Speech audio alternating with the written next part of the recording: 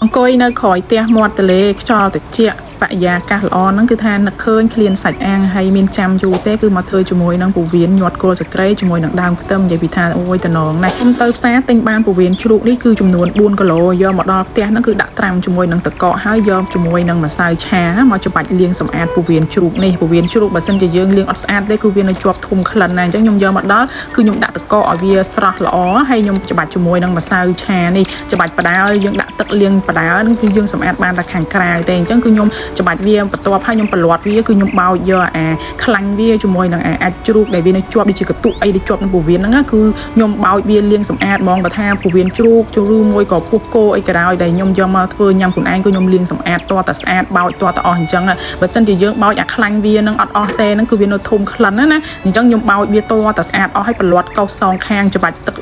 2 3ទឹកច្បាច់ហើយច្បាច់ទៀតច្បាច់កោសហើយណាហើយប៉ុណ្ណឹងគឺអត់ទាន់ស្អាតទេគឺខ្ញុំស្រង់វាឡើងហើយគឺខ្ញុំដាក់ឆ្នាំងដាំទឹកឲ្យពុះហ្នឹងគឺខ្ញុំទៅស្រុះវាមកទឹកទៀតគឺដាក់វាចូលក្នុងទឹកក្តៅដាំពុះហ្នឹងគឺស្រុះវាទាល់តែវារៀងមើលទៅសពប់ហើយបានចាក់វាដាក់កញ្ច្រែងហ្នឹងគឺយើងយកកបិតមកកោសអាជាតិរំអិលវានៅខាងក្រៅទៀតធ្វើបែបនេះទៅពោះជ្រូកយើងហ្នឹងគឺអត់មានធុំក្លិនហើយវាស្អាតល្អណាអញ្ចឹងគឺខ្ញុំធ្វើពីមតនការហ្នឹងគឺថាធ្វើម្ដងមួយទាល់តែស្អាតរឿងពោះជ្រូកមួយបើធ្វើអត់ស្អាតលាងអត់ស្អាតគឺធុំក្លិនញ៉ាំអត់កើតទេឥឡូវខ្ញុំលាងសម្អាតហើយខ្ញុំចាប់ផ្ដើមយកពោះជ្រូកគឺមកដាក់ស្ងោរដាំទឹកហើយខ្ញុំយកពោះជ្រូកហ្នឹងចាក់ចូលខ្ញុំបន្ថែមជាមួយនឹងគល់ស្លឹកគ្រៃស្លឹកក្រូចម្ដេងខ្ទឹមសដើមខ្ទឹមហើយនឹងម្ទេសហើយដាក់បន្ថែមជាមួយនឹងម្សៅស៊ុបខ្នុរបន្តិចបន្ថែមជាមួយនឹងស្ករសមួយស្លាបព្រាបាយទឹកប្រេងខ្យងមួយស្លាបព្រាបាយទឹកត្រីមួយស្លាបព្រាបាយជាមួយនឹងទឹកខ្មេះមួយស្លាបព្រាបាយហើយអំបិលបន្តិចទៀតដើម្បីឲ្យពូវៀនជ្រូករបស់យើងនៅពេលដែលស្ងោរទៅគឺវាមានជាតិឆ្ងាញ់ហើយអត់មានធុំក្លិន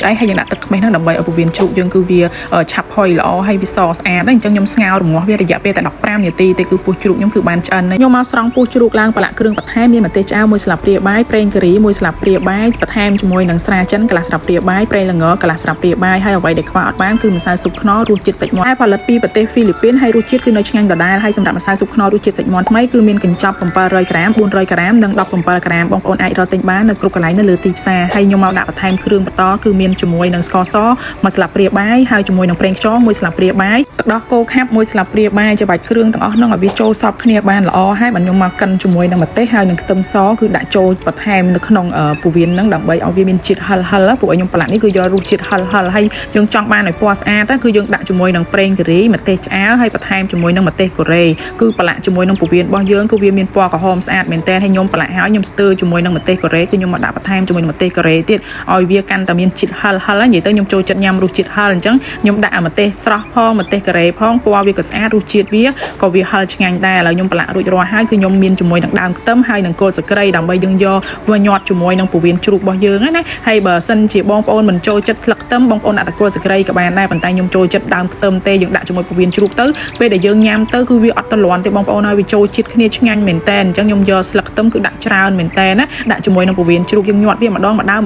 យទាល់តែអស់ពូវៀនជ្រូកនឹងទៅហើយសម្រាប់គល់ស្លឹកគ្រៃមុននឹងយើងញាត់យើងដំវារៀងទូបន្តិចដើម្បីពេលយើងយកទៅអាំងគឺវាមានធុំក្លិនឈ្ងុយគល់ស្លឹកគ្រៃចេញមកអញ្ចឹងខ្ញុំញាត់ទាល់តែអស់ហើយនេះឥឡូវបានពូវៀនជ្រូកប្រឡាក់គ្រឿងហើយឡើងមួយចានឥឡូវនេះខ្ញុំធ្វើរួចរាល់ហើយខ្ញុំមកចាប់ផ្ដើមធ្វើទឹកជ្រលក់ពូវៀនជ្រូកម្ដងហើយគ្រឿងធ្វើទឹកជ្រលក់របស់ខ្ញុំគឺមានសមានម្ទេសក្រហមម្ទេសខៀវជាមួយនឹងដើមជីវ៉ាន់ស៊ុយគឺខ្ញុំយកដាក់ចូលក្នុងម៉ាស៊ីនហ្នឹងគឺកិនវាឲ្យម៉ត់ហើយមើលតែវាម៉ត់ល្មមហើយខ្ញុំមកដាក់បន្ថែមជាមួយនឹងទឹកអំពិលទុំចំនួន1កូនចានទឹកត្រី1កូនចានទឹកដោះគោខាប់គឺចំនួន1កូនចានស្ករស1កូនចានជាមួយនឹងអង្ករលីងគឺខ្ញុំដាក់1កូនចានដែរបន្ថែមជាមួយនឹងទឹកសស្អាតរបស់យើងហ្នឹងគឺកិនវាចូលគ្នាឲ្យវាម៉ត់តែប៉ុណ្្នឹងគឺយើងបានទឹកត្រីអំពិលទុំអង្ករលីងនិយាយពីថាអូយវាត្រូវជាតិគ្នាជាមួយនឹងពូវៀនជ្រូកអាំងហ្នឹងណាបងប្អូនធ្វើពូវៀនជ្រូកកុំភ្លេចទឹកជ្រលក់មួយមុខនេះឲ្យសោះគ្រាន់តែប្រឡាក់ហើយធ្វើទឹកជ្រលក់ហើយគឺខ្ញុំអត់ចាំយូរទេគឺមកបង្កាត់ភ្លើងគឺយកពូវៀនជ្រូកនេះគឺមកដាក់អាំងនេះគឺបានស្ងោរឲ្យផុយឆ្អិនហើយអញ្ចឹងយើងយកប្រឡាក់តែគ្រឿងបន្ថែមរសជាតិតែប៉ុណ្្នឹងគឺយើងយកមកដាក់អាំងតាមមួយសន្ទុះហ្នឹងគឺបានឆ្អិនហើយពូវៀនជ្រូកនេះគឺខ្ញុំយកមកញ៉ាំជាមួយនឹងផ្លែពោតប្រាំងណាវាត្រូវគ្នាជាមួយនឹងពូវៀនអាំងហ្នឹងឥឡូវនេះអង្គុយអាំងបដាវជាមួយនឹងបរិយាកាសមាត់ទន្លេក្រោយផ្ទះទៀតអូយអែមមែនតើណាបងប្អូនឥឡូវនេះគឺថាពូវៀនជ្រូករបស់ខ្ញុំគឺចាប់ផ្ដើមរៀងឆ្អិនបដាវហើយខ្ញុំយកមកកាត់ជាមួយ ជាមួយនឹងនេះពវៀនជ្រូកញាត់ជាមួយនឹងដើមខ្ទឹមអូយក្លិនរបស់គេគឺថាឡើងឈ្ងុយហើយបើថានិយាយពីរសជាតិរបស់គេវិញណាពវៀនជ្រូកញាត់ដើមខ្ទឹមនេះគឺឡើងឆ្ងាញ់ហ្មងយើងញ៉ាំទៅអត់មានតលន់អីទេដោយសារពវៀនជ្រូកខ្ញុំបោចខ្លាញ់ចេញអស់ហើយជាមួយនឹងញាត់ជាមួយនឹងស្លឹកខ្ទឹមគឺវាឈ្ងុយវាចូលជាតិគ្នាតែម្ដងណាផ្ទាប់ជាមួយនឹងបន្លែរបស់យើងផ្លែពោតបារាំងហើយបើរសជាតិជាមួយនឹងពវៀនជ្រូកញាត់គល់សក្រីនេះគឺថាឈ្ងុយគល់សក្រីប្លែកម្យ៉ាងទៀតនិយាយទៅពវៀនជ្រូកពីរហ្នឹងរសជាតិវាម្យ៉ាងម្នាក់ទេបងប្អូនកុំឲ្យខាតធ្វើពីរមុខដូចខ្ញុំអញ្ចឹងទៅញាត់គល់សក្រីផងញាត់ដើមខ្ទឹមផងអញ្ចឹងបងប្អូនញ៉ាំបានច្រើនមែនតើរសជាតិរបស់គេគឺថាឆ្ងាញ់ប្លែកហ្មងណាយើងប្រឡាក់ពវៀនជ្រូកនេះវាថាត្រូវជាតិត្រូវគ្រឿងគ្នាហើយញ៉ាំជាមួយនឹងទឹកជ្រលក់អំពិលទុំអង្គលីងនេះទៀតអូយឆ្ងាញ់មែនតើឆ្ងាញ់ប្លែកយើងធ្លាប់តែញ៉ាំសាច់អាំងអីធម្មតាឥឡូវមកញាត់ជាមួយនឹងពវៀនជ្រូកនេះមកគឺថាឈ្ងុយឆ្ងាញ់អត់មានធំក្លិនអីទេបងប្អូនហើយយើងធ្វើខ្លួនឯងទៀតគឺស្អាតញ៉ាំដល់ថ្នឹកមាត់ហ្មងណា